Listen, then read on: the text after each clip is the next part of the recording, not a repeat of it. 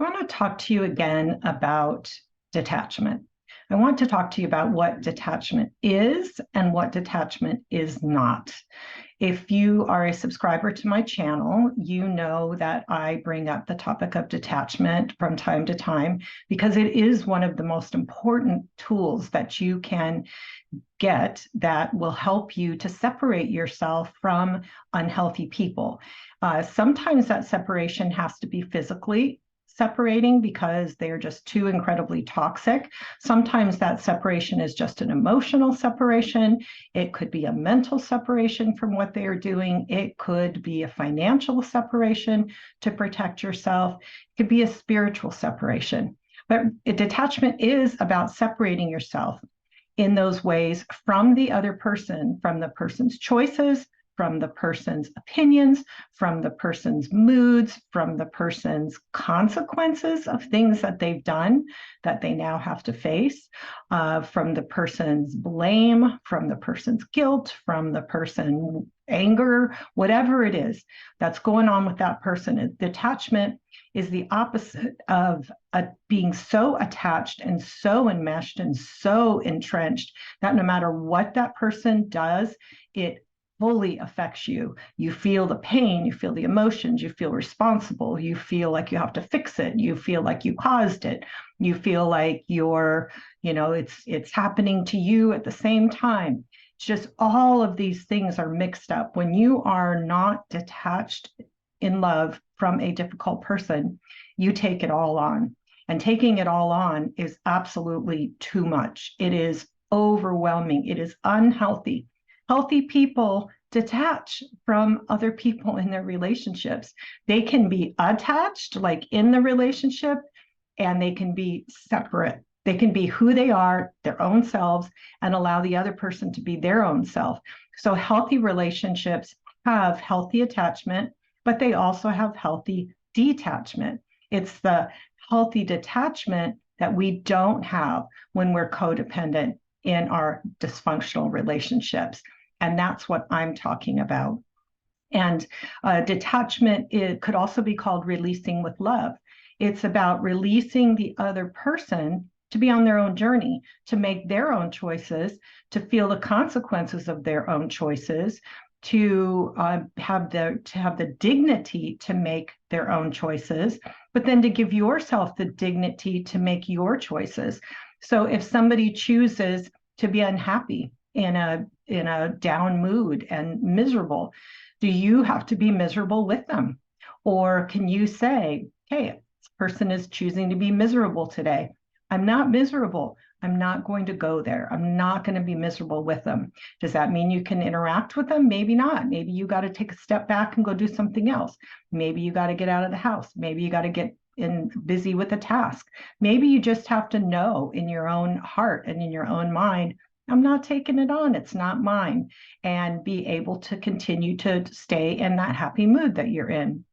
So detachment also allows you not to react to their hooks, the hooks that says, hey, you need to help me. You need to rescue me. You need to take care of me. You need to be miserable with me. I'm going to say something that's going to try to get you to react. So you can feel guilty that you're maybe reacting to me and causing me to be upset. Or maybe I can stomp out of the house and say, who would want to be here with you when I was planning to leave anywhere? Anyway, so basically, you want to make sure that you pay attention to what those hooks are that are put out for you so that you don't bite the hook so the person can't throw it on you. You're not responsible for that. So you can be able, detachment allows you to step back and kind of think, is this about me? And do I want to react to this? Maybe I know this person likes me to react. So am I going to react? No, I'm going to control my emotions. I'm going to recognize that this is not something that I caused, that this is not something that is my fault. So you step back and instead of reacting, you choose how you want to respond, which is called acting. Detachment is not numbness. It's not an absence of emotion or denial. Never should you say, I'm just going to walk around here and pretend that I don't have any problems and pretend that I'm going to, that I'm okay. when I'm really not okay, but I'm going to convince myself I am. No, I want you to say, this is hard. This is difficult. Like, I don't like what's going on. I'm, uncomfortable, and I don't like it that this person's making these choices, and these aren't okay with me, and this hurts, and this is painful. I want you to be downright 100% honest with yourself. No numbing of your emotions. That's old stuff. That's not healthy. And no denying. I want you to feel your emotions. I want you to feel what's going on. I want you to be honest with yourself about it. And part of that honesty about your emotions is why you need to learn healthy detachment. You need to recognize, whoa, I am majorly affected by what's going on here. And this is not healthy for me emotionally, spiritually, mentally. I need to be able to separate myself so I'm not reacting all the time, and I'm not taking all this on because this is just burying me. I can't, it's too much. Detachment is about actually taking control of your life, making your own choices instead of letting the other person kind of be in control of your life by their moods, kind of like wigging you around by their moods, by their actions, by their comments, by their looks, by their suggestions. And basically it's taking that control back, saying, I'm going to choose how I want to live. I'm going to choose, regardless of what this other person does, I'm going to make choices for me. They're going to be choices about my life, because this is my life. And I can't give control of my life to another person, even if that person is my spouse, even if that person is my parent, even if that person is my child. I have to recognize that I am the one who has to make choices for me. You're the one that's going to have to answer to God about those choices, and you're the one that's going to have to live with those choices ultimately. So detachment is also about taking responsibility for your feelings, responsibility for your thoughts, responsibilities for your beliefs, responsibility for your decisions, your opinions, your moods, your actions, and then giving the other person responsibility for those same things that are theirs. If that person chooses to be miserable, then that's a personal choice. Like I said, you don't have to go there. That person made some bad decisions in their life, whether it's your child, your parent, your spouse. As much as is possible, allow that person to live with the consequences of those choices. Allow that person to have to dig themselves out of those consequences, rather than you automatically taking on the responsibility to fix it for them, taking on the consequences and fixing them. Now, I know when you're really close with somebody, like in marriage, some of the consequences do fall on you, and you have to minimize that as much as possible, and maybe even prepare ahead of time for what you will need to do to protect yourself from what could be likely consequences of the choices that your spouse is making, just so that you can protect yourself as much as possible. So detachment is not abandonment. It's not disinterest. It's not indifference. You're not saying to the person, except in those really extreme cases of 100% toxicity where you just cannot be in that relationship or near that person without just being harmed, which is what toxic means. It is not disinterest. It's not saying I don't care about you. It's not saying I'm going to ignore you or I'm going to pretend you don't exist.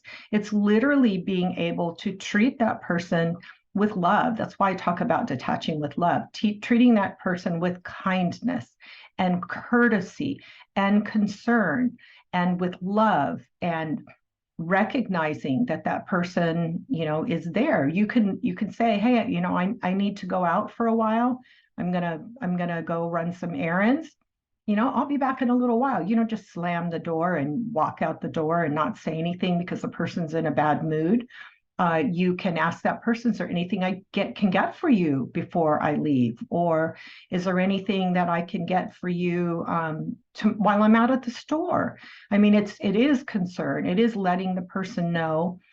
Later on, we go into the speaking the truth in love. So there's a time to speak your truth and set boundaries and all of those things. But detachment is basically acknowledging who the person is to you, and it's giving that person whatever it is in the relationship that you do give that person. If it's your spouse, you don't just if you have a separation, you'd say, you'd talk about that and you'd make plans for that. But, if it's normally a day where you would normally get up, cook breakfast, and then, go to work, come home, and then cook dinner, you don't just ignore those things. You would prepare for those things. You'd probably make dinner. You'd probably make breakfast. You'd speak kindly to that person, but then you'd take care of yourself. If you couldn't, you would acknowledge it. Hey, I've got to leave this morning. I'm kind of in a tight spot. I'm not able to fix breakfast. So you see how courteous you are, even though you're recognizing I'm a separate person. I can make separate choices. I mean, but you're still acknowledging the person. You're not treating that person with contempt, which literally means disdain. And it's what we think of when we think of hatred. We're not treating that person like that. We're not ignoring them. We're not going to do those things that are unhealthy. We're going to be a person who acknowledges them, takes care of our responsibilities, but at the same time recognizes we get to be separate to take care of ourselves. Detachment reminds us not to take things personal that are not ours. To not take personalities personal. If we've got somebody who's depressed, that person's going to be down. If we've got a critical person who's critical with everybody in their life, they're going to be critical. I'm not going to take that on. I'm not going to take every criticism that comes towards me and think, oh my gosh, that's horrible, and feel really bad about it. I'm not going to waste a lot of time on it. I'm just going to be like, oh, like, there he goes again, criticizing again. And so you recognize, hey, what this person does is about this person. Somebody's in a miserable mood or somebody's angry. A lot of times their anger and their frustration is literally about what's going on inside of them, projected out onto you because they can't deal with it. They can't own it. They can't process it. So they're just going to be grumpy with you. They're going to be throwing stuff out at you that really should be better targeted towards themselves, but they don't do that. They're not healthy. So you're going to recognize, hey, this might not be about me. So I'm not going to take everything personal. I'm going to kind of put up this little shield, kind of like this, get these little bullets come towards me, these Nerf bullets here. And I'm going to put up the shield and I'm going to go, nope, not taking this one, not taking this one. This one's not about me. I'm just going to let them fall off. I'm not going to waste my time thinking really deeply about these things and getting hurt over everything because it's not mine. I'm not going to take it. And then also, detachment reminds you that you don't have to get in the middle. You don't have to get in the middle between other people's relationships. You don't have to get in the middle between your mom and your sister, or your dad and your mom, or your two daughters, or your coworkers, or your coworker and the boss. I mean, it's not like, mind your own business. If it's not yours, don't take it on. Like, let other people handle their own problems. And don't be that person that just jumps in there and tries to fix everything. By the way, that's often called codependent. But recognize that that's part of detachment too. Step back and just let people handle it. Let them figure it out, even if it means they're going to mess it up a little bit, even if it means the fight might last longer, even if it means that they might say things that, you know what, they'll have to own to each other. That's their problem. You don't have to fix everything. Typically, when we're not detaching, we're running around putting like little tiny, like, little plugs in the dam all over, just trying to plug that one, plug that one, plug that one. It's like, no, just sit back, drink a cup of iced tea, and let the dam burst. Because maybe the dam needs to burst and maybe they need to clean it up. That's kind of like, that's what you can do if you're detaching with love, is you can recognize, hey, as long as I've taken care of myself and I know, you've done what you need to do, you can let it fall apart and let people pick up the pieces for themselves. So detachment is also about setting you and the other person free. Free how? Free to live your lives, free to figure out what you really want to do, free for you, the person who's detaching in love, to decide, what are you going to get involved with? What are you going to not get involved with? What are your options for today? You've got a lot of options you maybe never knew about. When you thought you had to run around putting all those plugs in the dam, you probably didn't have any time for yourself. And now you can get up and go, whoa, I have a whole day. I've got a whole week. I've got a whole weekend. What do I want to do with this? So it allows you to, again, release that other person with love and live your own life. And so that's another way of saying detachment too, is live and let live. Sometimes we talk about let go and let God, like let go and let God take care of this, or let go and let God work in this person's life.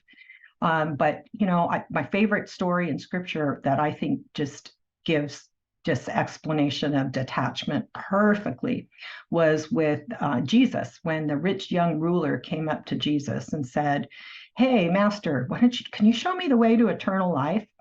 And Jesus was like, "Sure, I can answer that." And he said to him, basically, for you, you need to go sell all your riches, give them away, come follow me. And the guy was like, that I'm not willing to do. And Jesus just let him walk away. And then I think about that and I think, oh my gosh, like in the times in my life when I've had people that I've desperately wanted to change and desperately wanted to fix, do I let them walk away? No, no, no. Not really. I would run after them. I would lecture them. I would argue with them. If I were Jesus, I would have gone, okay, 25% up front and 25% later. Or, you know what? Come back in a year. Follow me in a year after you have decided what you want to do with your things and where you want to give them. No, Jesus was just like, here's the deal. You can make a choice. You get to choose this or that. You want eternal life, or you want to have your riches. And Jesus let him go. He detached in love. Why? Because Jesus honored choice. God created us with choice. Jesus understands principles that God created us with. We have choice. When we get choice, we get choice. It doesn't mean choice with strings, it means choice. And then you have the consequences of that choice. So Jesus recognized that when this man said no, that he meant no. And Jesus let him. Now, you know what? We've got to look at that and recognize, when people make choices, is it hard? Oh yeah, it's hard. But detaching in love means that we're going to recognize that, and we're not going to hold on so tightly. And we're not going to spend all of our time and energy and money and thoughts and emotion on trying to force people to do what we want. Doesn't mean we don't have choices about a lot of things. We do. And that's what my other videos are about. But detaching in love is what will set you free. So thank you for watching this video. If you want to know more about detachment, I got a whole playlist on detachment. So, and also know that my online classes, my one on difficult marriage for women and one on difficult relationships, one of my 10 principles is teaching you how to detach and love. So I hope you'll check those out too.